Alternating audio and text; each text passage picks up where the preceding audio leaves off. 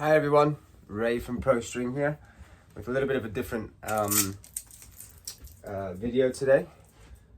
So today we're going to add a heat wrap, how to enlarge a grip without using many different grips, over grips, base grips. I see all kinds of things going on sometimes in people's rackets.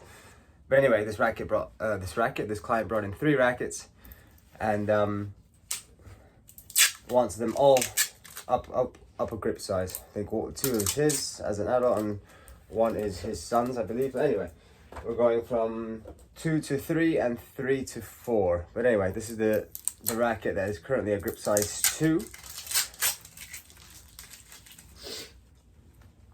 So as you can see, so grip size 2 and we're going to 3. Guys, it's really important to take everything off. Residues, if it's really dirty, sometimes you get some really nasty grips out there, some gunky stuff.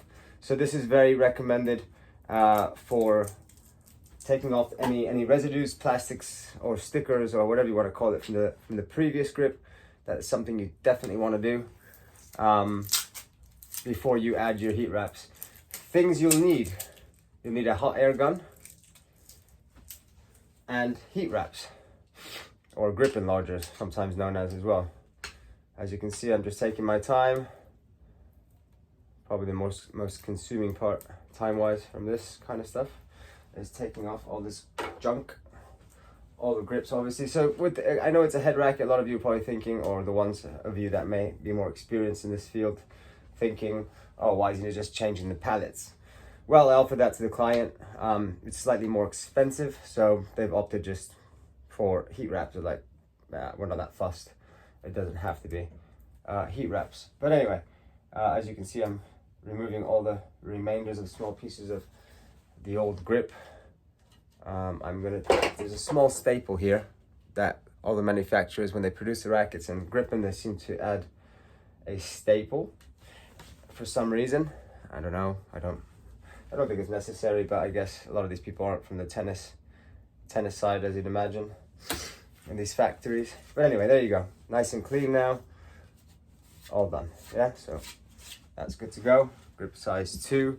So as you can see, like I said, the head rackets, most of the rackets, if it's a high quality racket or advanced racket, you can see the pallets. Yeah, you would remove the butt cap, take the butt cap, so it's staples obviously, remove the butt cap, warm up potentially the pallet, and then you stick a knife between the pallet and the actual grip in itself, and you just remove the pallets and place new ones on, staple butt cap. Anyway, going into that a little bit into depth, but unnecessary. Remember, it's just the head rackets that provide this pallet system, which is very cool.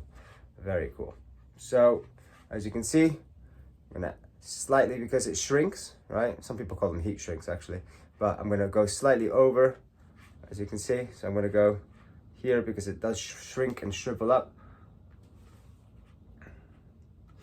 Some of these are not cut to great measurement sometimes. I don't know who does it or who's in charge, but normally they are well measured, but this one seems very tight for my own liking.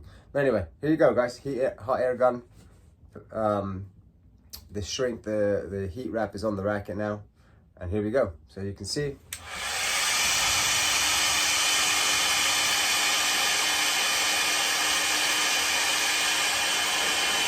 Keep turning that racket around, guys.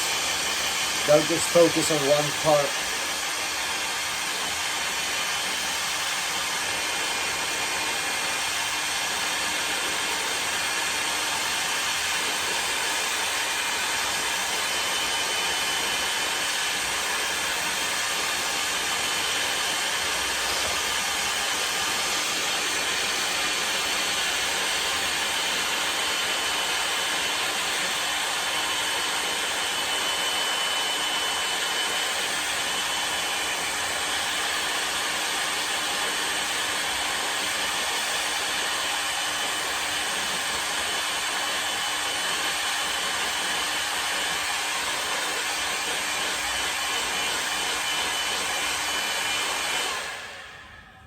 Okay guys, there you go, that part's done.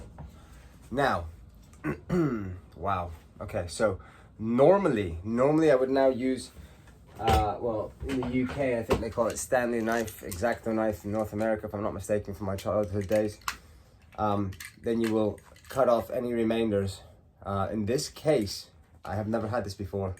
Like I was saying at the beginning of the video, the heat wrap is actually just right. If anything, slightly short, but it's okay. As you can see, perfectly measured from my experience at least. It's fitted quite right. So normally what you would do is you place, that's hot. You would place the racket on a hard surface and then you would cut off any remainders, yeah? Nice and easy, you don't want to scratch the racket, and the same thing at the top, yeah? Slowly. You want to pass the Stanley knife slowly but surely through the heat wrap, right? And this, I mean, maybe I need to make another video. Or at least what I'll do is I'll make another video on how to slowly but surely cut this away. So normally you should have extra on both sides, but they've been very cheap on this one, and really cut it fine for my liking. But anyway, that's at least you have 2 cents on how to add the heat wrap and mold it onto the racket that's still hot. Be careful as well, don't burn your hands. But it does cool down within the few minutes anyway. All right, guys, thanks for tuning in. Hopefully there's some valuable stuff for you there. All right, guys, take care. Bye-bye.